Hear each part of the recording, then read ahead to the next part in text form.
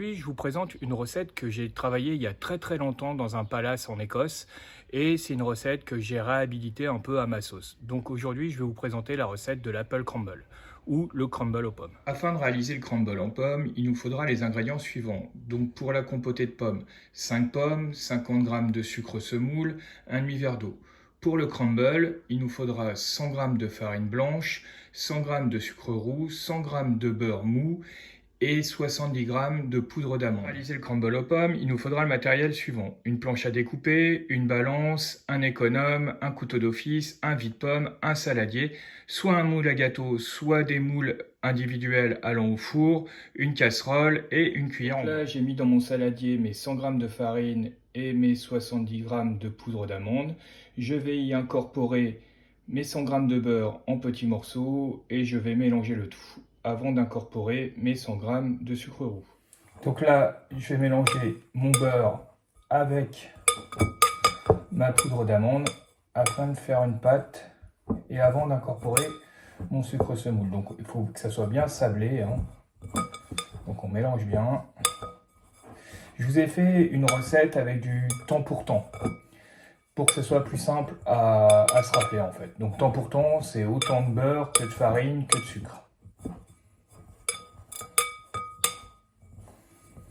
Et je mets du sucre roux parce que vous verrez, ça sera un peu plus, comme on dit en anglais, crispy, donc un peu plus croquant. Une fois que nous avons cette texture-là à peu près, nous allons rajouter le sucre roux. Donc voilà, j'ai mélangé le sucre roux à la farine, au beurre et à la poudre d'amande.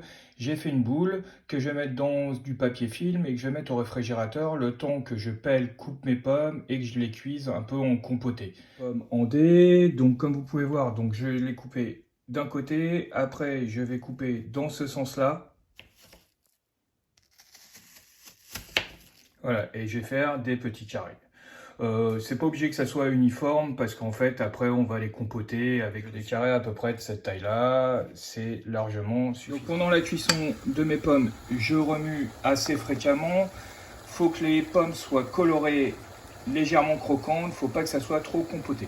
Certains ne cuiront même pas les pommes préalablement et les mettront crues directement dans le plat qui ira au four avec le crumble dessus.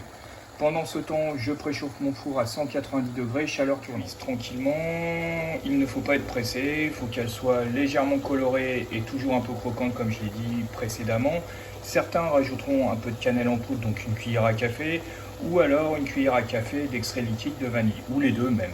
Moi, je préfère ne rien rajouter pour garder vraiment le goût naturel de la pomme. Vous voyez, là, la pomme commence à s'écraser, donc pour ma part, ça suffira en cuisson, donc je vais arrêter la cuisson. Vous voyez, ça s'écrase, mais c'est pas vraiment compoté. Donc je vais tapoter un peu comme ça pour casser un peu mes morceaux de pommes.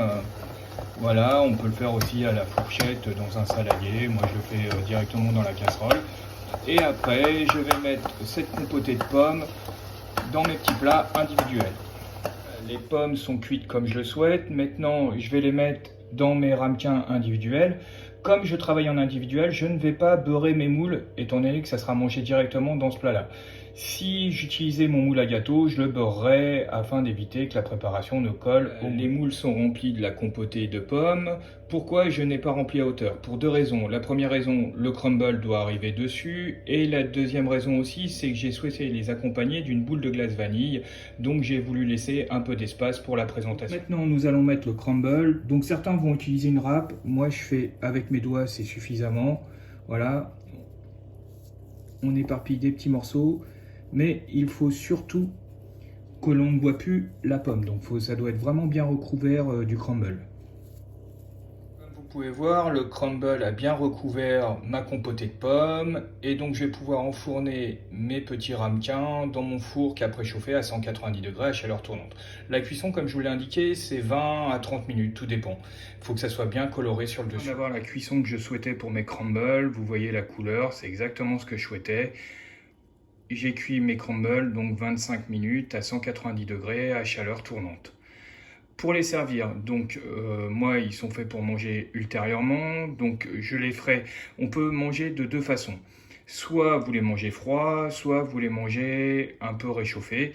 Donc moi, pour les réchauffer, je mettrai mon four à 165 degrés à chaleur tournante, je laisserai une dizaine de minutes à l'intérieur et après, à la sortie, je les servirai avec une boule de glace vanille.